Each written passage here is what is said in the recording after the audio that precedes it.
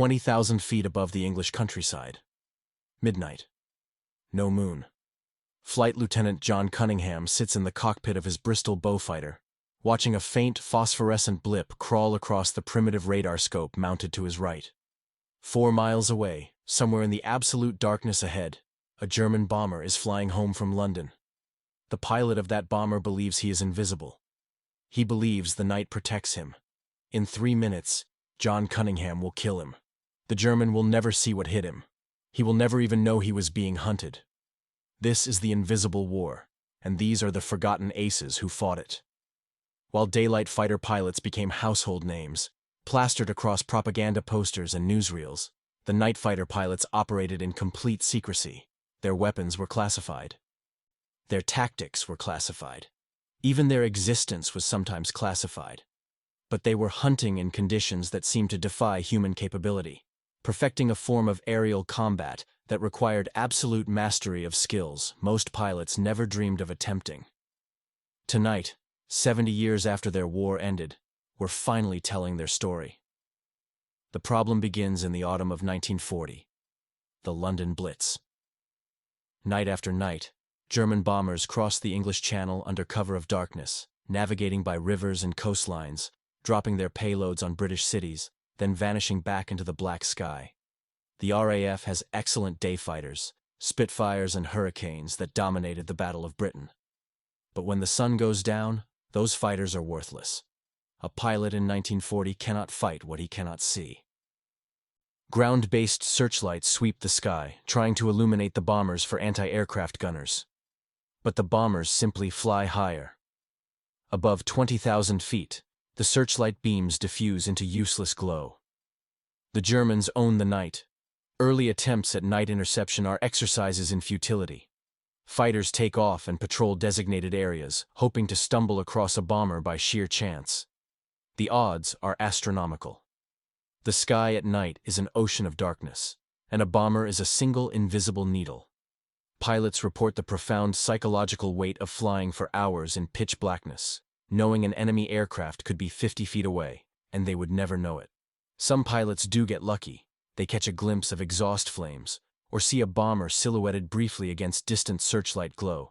But these encounters are rare, random, and often end with the bomber escaping because the fighter pilot loses visual contact in seconds. The British Air Ministry knows they need something revolutionary. They need a way to see in the dark. The answer arrives in the form of a bulky, temperamental, barely functional piece of technology that will change aerial warfare forever. Airborne Interception Radar, AI for short. The early units are primitive beyond belief. A radar operator sits in the aircraft behind the pilot, staring at a cathode ray tube that displays glowing blips. The effective range is roughly 4 miles under ideal conditions. Often it's less. The equipment overheats. It breaks down. It gives false readings, but it works just enough. For the first time in history, a pilot can detect an enemy aircraft he cannot see. But detecting a target is only the beginning. What comes next requires a level of skill that most people cannot comprehend.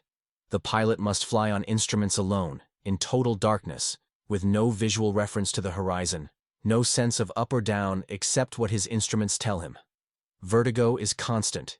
The human inner ear is not designed for flight. Without visual cues, the body lies. A pilot can be in a banking dive and his body will insist he's flying straight and level. Trust your instruments or die. That's the first rule. The second rule is even harder. You must coordinate perfectly with your radar operator. He is your eyes. He sees the blips. He calls out ranges, bearings, altitudes. You fly the aircraft. 2 humans, in darkness, hunting another human who doesn't know he's prey. The procedure develops through trial, error, and death. Ground control uses their larger radar sets to vector the night fighter into the general area where German bombers are approaching. Bandit, bearing 270, Angels 20, range 15 miles. Angels means thousands of feet. 20 Angels is 20,000 feet. The pilot turns to the bearing, adjusts altitude, begins the hunt. His radar operator picks up the contact at around 4 miles. Contact, 12 o'clock, 4 miles, slightly above. Now comes the approach. The pilot must close the distance without overshooting. The night fighter is often faster than the bomber. Overshoot, and you lose the target. The speeds are wrong. Closing at 300 miles per hour in absolute darkness toward a target you still cannot see. At 2 miles, the radar operator refines the position. 11 o'clock, 2 miles. Level. The pilot adjusts. His eyes strain into the darkness ahead. He sees nothing. 1 mile. Still nothing. Half a mile. And then, impossibly, a shape. Darker black against black. The faint silhouette of a twin-engine bomber. The human eye can barely process it. It's more suggestion than image. A ghost shape, wings and fuselage outlined against the slightly lighter sky. The pilot's thumb moves to the firing button. Cannon and machine gun. He has seconds. Get too close and the bomber might see the night fighter's exhaust flames. Get too far and the shot is impossible. 300 feet. 200. Fire. The tracers arc out, brilliant in the darkness, converging on the silhouette. Impacts, sparks, flames suddenly erupting from the bomber's wing. And then the night fighter pilot banks hard, breaks away, dives back into the protective darkness before the bomber's gunners can return fire. The burning bomber falls, a comet of fire spiraling down. The night fighter disappears. The German crew never knew what hunted them. The aircraft that wage this invisible war are purpose-built predators. The Bristol Beaufighter is a beast, a heavy fighter with 4 cannons and 6 machine guns packed into its nose. It's fast enough to catch most bombers, stable enough for long instrument flights, and large enough to carry the bulky radar equipment and a second crew member. Later in the war, the de Havilland Mosquito enters service, and its revelation. Fast as a fighter, maneuverable, made of wood so it doesn't show up well on German radar. The Mosquito night fighter becomes the dominant hunter. By 1944, British night fighters are achieving kill rates that would have been fantasy in 1940. But the aircraft is only part of the equation. The crew is everything. The radar operator is as important as the pilot. In some ways, more important. He must interpret the radar returns, distinguish real targets from ground clutter, judge altitude and range, and guide the pilot with calm, precise instructions while they're both flying in darkness through weather that can kill them instantly. The bond between pilot and radar operator is absolute. They live together, train together, fly together, hunt together. If one fails, both die. Some crews develop an almost telepathic connection. The radar operator learns to anticipate the pilot's movements. The pilot learns to trust the radar operator's calls without question, even when his own instincts scream otherwise. John Cunningham becomes the most famous British night fighter ace, though fame is relative in this secret war. The public knows him as Cat's Eyes Cunningham, a propaganda invention designed to hide the existence of airborne radar. The British government spreads stories that Cunningham eats carrots to improve his night vision, a lie so successful that people still believe it decades later. In reality, Cunningham's success comes from ruthless technical skill and an almost supernatural ability to handle the terror of instrument flying in combat. He ends the war with 20 confirmed night kills. Each one represents a hunt conducted in conditions that would have been suicidal years earlier. But the highest-scoring night fighter ace of all time isn't British. He's German. Major Heinz Wolfgang Schnaufer of the Luftwaffe Night Fighter Force. 121 confirmed victories, all at night, all over the span of 3 years. The number is so absurd it seems impossible, but the records are verified, cross-referenced with bomber losses, witness accounts, gun camera footage. Schnaufer is real, and he is death incarnate in the darkness. He flies a Messerschmitt Bf-110, later upgraded to newer variants, always with the same radar operator. They develop a hunting technique so refined it becomes almost mechanical. Schnaufer positions his aircraft underneath the bomber, where the gunners have limited visibility and blind spots in their field of fire. He uses a unique cannon installation that fires upward at an angle, Schräge music, slant music. He closes to point-blank range, aims for the fuel tanks between the bomber's wings, fires a short burst, and breaks away. The bomber often explodes before the crew realizes they're under attack. Schnaufer's most famous night is February 21, 1945, a single sortie. He takes off as British Lancaster bombers stream toward Germany. In one night, in less than 5 hours of flying, he intercepts and destroys 9 heavy bombers. 9 4-engine aircraft, each carrying 7 men. Gone. The mathematics of death are staggering. Schnaufer lands at dawn. His ground crew counts the ammunition expended. He used an average of 17 rounds per kill. Precision, economy, mastery. After the war, Schnaufer almost never speaks about it. He survives the conflict, only to die in a car accident in 1950. He is 28 years old. The challenges these pilots face go beyond finding and shooting the enemy. Disorientation is constant. The human vestibular system, the inner ear mechanism that provides balance and spatial orientation, is easily fooled. Without visual reference, a pilot can enter a spiraling dive, and his body will tell him he's climbing. The instruments show the truth, but instinct screams the opposite. Trusting the instruments requires conscious mental effort, every second for hours. Relax for a moment and vertigo can kill you. Experienced pilots develop techniques to fight it. They focus on breathing. They scan the instruments in a pattern, never fixating on one gauge. They talk themselves through the maneuvers, verbalizing what the instruments are showing to reinforce the reality their body denies. Weather is another enemy. Clouds at night are death traps. Inside a cloud there is no reference at all. No horizon, no stars, no ground lights. Only the instruments and the pilot's ability to interpret them. Ice forms on the wings, changes the aerodynamics, adds weight. The aircraft's behavior changes subtly. A pilot who isn't paying attention can lose control and never recover.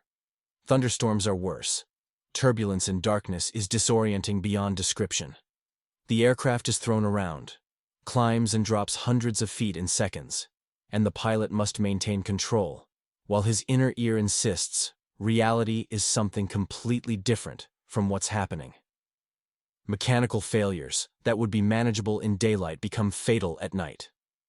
Engine failure. No place to land. No way to see the ground. Ejection seats don't exist yet. Bailing out at night over enemy territory is suicidal. Even over friendly territory, a parachute descent in darkness is terrifying. You don't know how high you are. You don't know what's below. Trees, water, buildings, power lines. You find out when you hit it. Ditching in the ocean is worse. You cannot see the water surface. You cannot judge your altitude. Most pilots who try to ditch at night die on impact. The aircraft hits the water at the wrong angle, breaks apart, sinks in seconds. And then there's friendly fire. British bombers returning from raids over Germany don't know if an approaching aircraft is friend or foe. Their gunners are exhausted, terrified, trigger-happy. They see an aircraft closing on them in darkness, and they open fire. Night fighter pilots develop recognition procedures, specific approach angles, signal lights. But sometimes it isn't enough. Sometimes the bomber gunner panics. Tracer fire cuts through the darkness and the night fighter has to break away or risk being shot down by the people he's trying to protect. The radar itself is temperamental. It breaks down mid-hunt, valves burn out, connections loosen from vibration. The radar operator taps the equipment, adjusts settings, tries to coax it back to life while they're hunting a target that might kill them if they lose contact. Sometimes the radar works, but gives false returns. A flock of birds can show up as a bomber. Weather phenomena create ghost images. The operator must learn to distinguish real targets from phantoms, and he must do it quickly, because the pilot is flying blind and burning fuel, and they have maybe 90 minutes of endurance before they have to return to base. The strategic impact of night fighters is enormous. In 1940, German bombers attack British cities with relative impunity. By 1941, Bomber Command's night fighter force is operational, and the Luftwaffe's losses begin to climb. By 1942, the loss rates are unsustainable. German bomber crews know that invisible hunters stalk them in the darkness. The psychological effect is devastating. Every night raid becomes an exercise in terror. The bombers fly higher, trying to stay above the night fighter's ceiling. They fly faster, burning extra fuel. They change routes, alter tactics, add defensive equipment. All of it reduces their effectiveness. The night fighters have achieved air superiority in the darkness, and the Blitz ends. Later, when the Allies begin their strategic bombing campaign against Germany, the roles reverse. Now it's the Luftwaffe developing night fighter tactics, and they are terrifyingly effective. British and American bomber crews suffer catastrophic losses. Entire formations are decimated. The bombers add gunners, armor, defensive technology. They fly in tight formations for mutual protection. But the German night fighters keep hunting. Schnaufer and pilots like him become legends of terror. The bomber crews whisper about ghost fighters that appear from nowhere, kill, and vanish. Some crews report seeing nothing at all. Just sudden explosions, aircraft falling in flames. No warning, no attacker visible. The technological arms race accelerates. Better radar, better aircraft, better tactics. The British develop Mosquito night fighters equipped with radar that can detect German night fighters from behind, turning the hunters into prey. The Germans counter with equipment that detects British radar emissions, allowing them to find the night fighters before being found. It becomes a chess game played at 300 miles per hour in absolute darkness, where a single mistake means death. By 1945, the night fighters are flying early jet aircraft. The Gloucester Meteor enters service with RAF night fighter squadrons. The Heinkel He-162 and Messerschmitt Me-262 are adapted for night interception. The technology is advancing so fast it's almost science fiction. Radar-equipped jet fighters hunting in the darkness. But the war ends before the full potential is realized. After the war, the night fighter pilots return to a world that barely knows they existed. The radar technology remains classified for years. The tactics are secret. The public has no idea what these men did or how they did it. The daylight aces get the parades, the medals, the history books. The night fighter pilots fade into obscurity. John Cunningham goes back to being a test pilot. Schnaufer dies in a car accident. The radar operators return to civilian life, and nobody asks them what it was like to hunt in complete darkness. Decades pass before the recognition finally comes. Historians begin to uncover the classified records. They realize the scale and sophistication of the night fighter war. They interview the surviving pilots and operators, and the stories emerge. Stories of hunts conducted in conditions that seem to violate the laws of physics. Stories of courage so profound it's almost incomprehensible. Flying for hours in darkness, disoriented, exhausted. Hunting an enemy who could kill you if you made a single mistake. Trusting your instruments when your body screamed they were lying. Trusting your operator when you couldn't see anything. Making the shot, the brief moment of violence in the darkness, then vanishing back into the black sky. The technical legacy is everywhere. Modern fighter aircraft use radar descended directly from those primitive AI sets. The concepts of ground control intercept, radar-guided approach, beyond visual range combat, all of it traces back to the night fighters of World War II. The F-15, the F-22, the Eurofighter, every modern interceptor carries the DNA of the Bristol Beaufighter and the Mosquito. The technology advanced, but the fundamental problem remained the same. Detect, intercept, identify, engage, all without visual contact. The night fighter pilots solved that problem in 1940 with equipment that barely worked. They wrote the manual that every modern fighter pilot still studies. Why was their story hidden for so long? Radar secrecy. The British government classified everything related to airborne interception radar. The technology was too valuable, too revolutionary. If the Germans fully understood how the British night fighters were finding them, they could develop countermeasures faster. So the propaganda machine created cover stories. Cat's Eyes Cunningham and his carrots. Special night vision training. Anything but the truth. The Germans had their own radar, their own night fighters, but both sides kept their capabilities as secret as possible. The invisible war remained invisible, even after it ended. Now, 70 years later, we can finally honor these forgotten heroes. The pilots who hunted in conditions that seemed impossible. The radar operators who guided them through the darkness. The ground crews who maintained temperamental equipment that meant the difference between life and death. The tacticians who developed the procedures. The engineers who built the aircraft and the radar sets. All of them contributors to a form of warfare that existed in the shadows, unknown and unrecognized. Their legacy is the safety of every aircraft that flies at night today.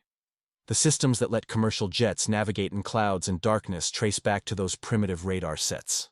The instrument flying techniques that every pilot learns were refined in combat by men like Cunningham and Schnaufer.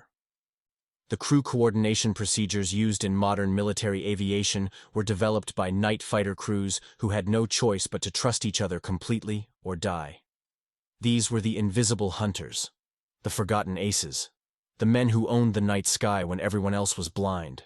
They fought a war most people never knew existed, using skills most people can't imagine, achieving victories that went unrecorded and unrecognized. But they were there, every night, hunting in the darkness, protecting the cities below, turning the tide of the war one kill at a time, one hunt at a time, one impossible intercept at a time. The next time you fly at night, look out the window into the darkness. Imagine doing that without instruments, without radar, without any way to know what's ahead. Then imagine someone out there hunting you, closing on you in silence, seeing you with technology you don't understand, preparing to kill you without warning. That was the night bomber's reality, and the night fighter pilot's mission. The invisible war, the forgotten aces, finally remembered.